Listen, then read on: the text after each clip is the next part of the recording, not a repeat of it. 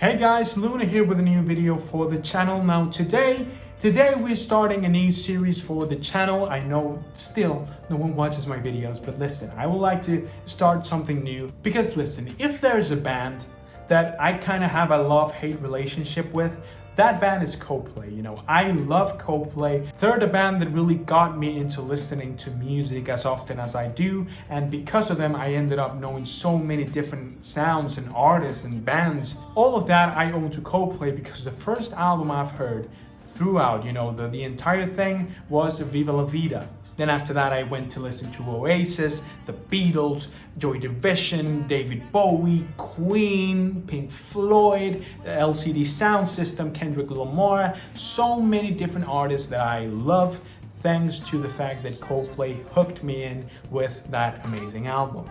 I thought that it would be a good idea to go ahead and, you know, review every album individually for you to know what I think about these albums, even though these albums are old as fuck, even older than me, but it's okay. I already have a Parachutes review on this channel, but it's 4 minutes long. I don't really know what was going through my head when I thought that it was a good idea to upload a 4-minute review. So here we go, we're gonna give it another try, guys. Now, obviously, we are going to start from the beginning. The first album that we're going to talk about today is Parachutes, an album released all the way back in the year 2000. Alongside with The Rush of Blood to the Head, this is probably Coldplay's most well-known album because many of the most popular songs they have released are on this album, and rightly so. Chris Martin's soft rock, acoustic rock approach to songwriting is something that worked really well with the youth at the time of the release of the album. Because of that, tracks like Yellow, Trouble, Don't Panic became really popular in the year 2000, bringing Coldplay to worldwide success. And if I'm not mistaken, it was the first tour they ever made. Before this album, we have two EPs, Safety and the Blue Room EP.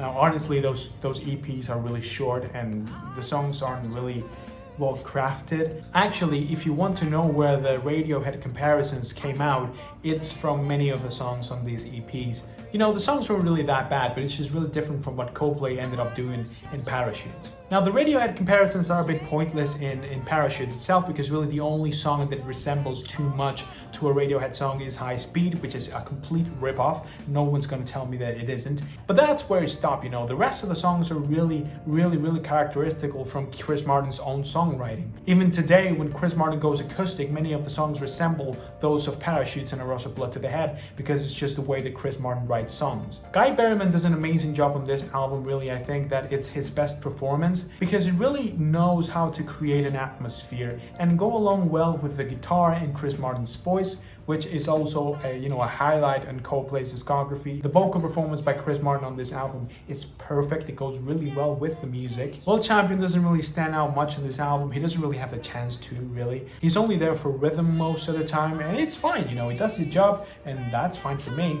The guitar work on this album doesn't really do much for me. I believe that tracks like Yellow, the guitar on that song is actually quite annoying. I know that many people say that, you know, this wrongly tuned guitar is actually what made Yellow such a popular track, but I think that's just bullshit. And actually, this untuned guitar doesn't work well with the rest of the album, which is one of the main problems of this record. Because while tracks like Trouble and Yellow are the highlights of this album, they are indeed the best written tracks, they don't really go along with the rest of the album. And it's the tracks like Sparks, Shiver, Don't Panic have quite a minimalistic approach to songwriting due to the fact that you often don't listen more than 3 instruments at the same time. And then all of a sudden you have this explosions of guitar, drums, piano that completely changes what you've been listening to for the last, 20 minutes.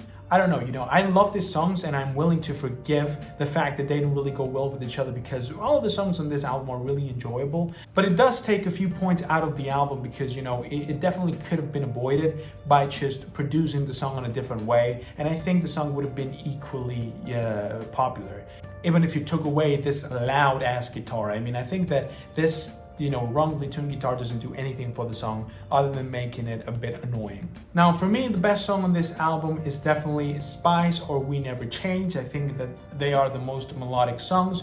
If you want to find musical complexity on a Coldplay album, definitely take The Back Door because you're not going to find it, nor it's the point of the album. You know, it's not that they try, but they can't do it. It's just that they don't try.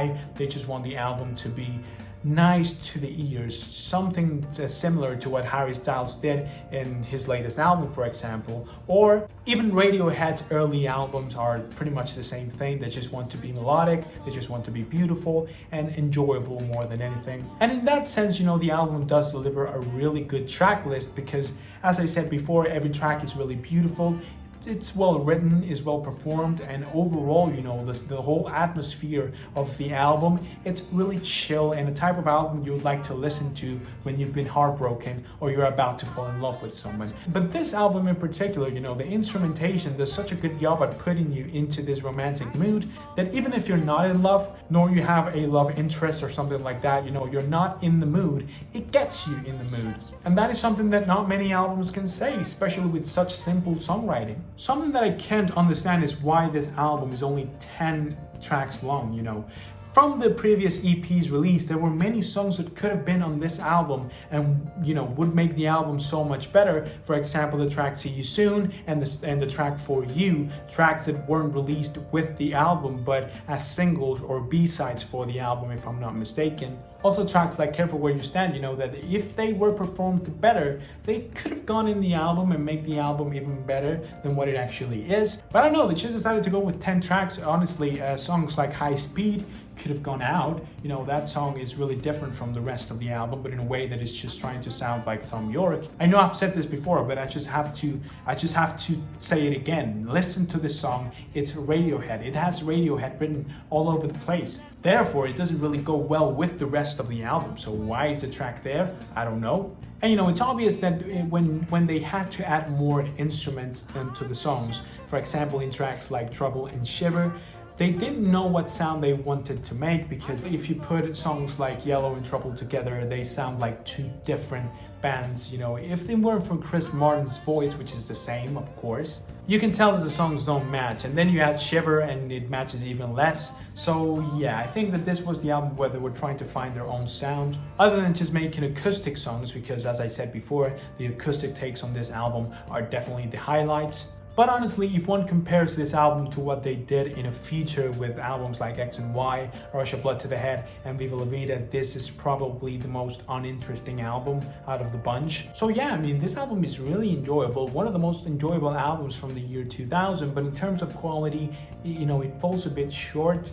And the songwriting, even though in acoustic takes like Sparks, We Don't Change, Everything Was Lost, the album closer, worked really well. You know, the rest of the songs in this album, or at least the ones where they tried to add more instruments into the mix, are half-baked and have a huge identity problem that I think they completely solved in the album that came after this one.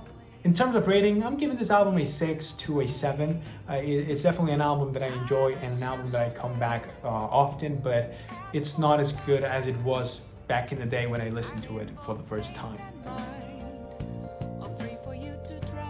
That is it for today's video, guys. I really hope that you enjoyed it. If you did, go ahead and leave a like on the video and subscribe to the channel so you don't miss any of the videos that I upload. The next album online is A Rush of Blood to the Head, obviously a massive improvement from this album, even though this album, as I said before, is enjoyable. I don't give a 7 to any album, guys, come on. What do you think about this album? What do you think about the Radiohead comparisons? Did you like that? Did you not? Do you disagree? Let me know in the comments and I'll make sure to check it out. With that being said, I really hope I can see you guys soon with another video, but until then, bye.